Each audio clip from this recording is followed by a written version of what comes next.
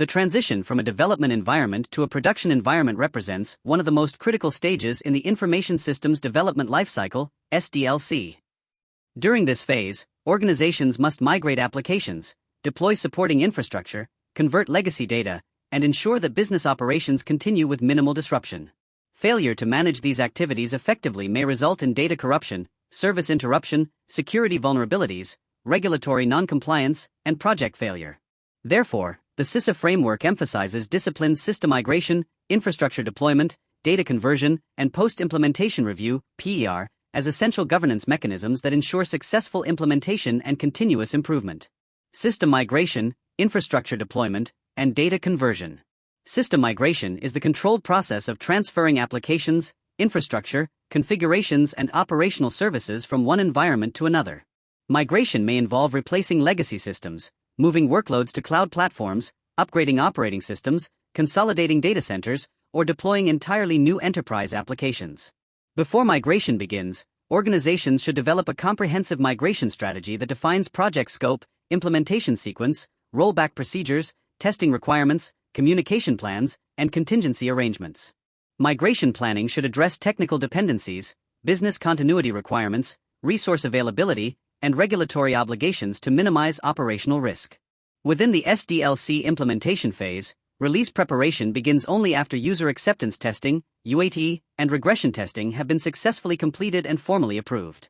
Depending on project complexity, release preparation may involve software installation, database modifications, operating system upgrades, network configuration changes, and customer data preparation. It frequently includes the development and testing of data conversion utilities and supporting programs required to ensure successful production operation. All preparation activities should be documented, tested, and archived as part of formal release management procedures. Following preparation, release deployment installs the new system into the production environment according to documented implementation procedures. Deployment activities may include application installation, database updates, infrastructure configuration, network modifications, data migration, and production verification to confirm that all components operate correctly after implementation. A critical component of migration is data conversion, which transforms legacy information into formats compatible with the new application or platform. Data conversion activities may include data extraction from legacy systems, data cleansing and validation, removal of duplicate or incomplete records, transformation into new database structures, data mapping between old and new formats, data loading into production databases, post-conversion reconciliation and verification. During migration planning, analysts may discover inconsistencies such as duplicate records, incomplete information, or values violating business rules.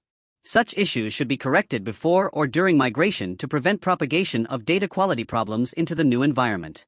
Organizations should also establish rollback plans, providing a controlled method for restoring the previous production environment if critical implementation failures occur. Rollback capability is particularly important for business-critical systems where prolonged outages or data integrity failures cannot be tolerated. Although rollback is rarely executed, its availability significantly reduces implementation risk and supports business continuity planning. From an IS audit perspective, migration activities should include formal approvals, segregation of duties, documented implementation procedures, controlled production access, complete audit trails, and validation that converted data is accurate, complete, and authorized before production acceptance. Auditors specifically verify that data conversions occur under controlled procedures designed to ensure conversion accuracy and processing integrity. Post-implementation review, PER. Implementation does not conclude when the new system becomes operational. Instead, organizations should conduct a structured post-implementation review, PER, to evaluate whether project objectives have been achieved and to identify lessons learned for future initiatives. The primary purpose of the PIR is to collect operational feedback, evaluate project performance, identify unresolved issues, and assess whether the implemented system satisfies business, technical, security, and governance expectations. Because similar projects will occur in the future, PIR findings provide valuable organizational knowledge that supports continuous improvement. A comprehensive post-implementation review should evaluate system adequacy, including user satisfaction and functional completeness, security controls, including access management and technical safeguards, privacy protections, ensuring appropriate handling of sensitive information, audit capabilities, including logging and monitoring functions, outstanding issues, including user feedback, operational concerns, documentation quality, and unresolved defects, return on investment, ROI, and operational efficiency improvements, recognizing that several business cycles may be required before benefits can be accurately measured. Organizations should recognize that a single PIR is often insufficient.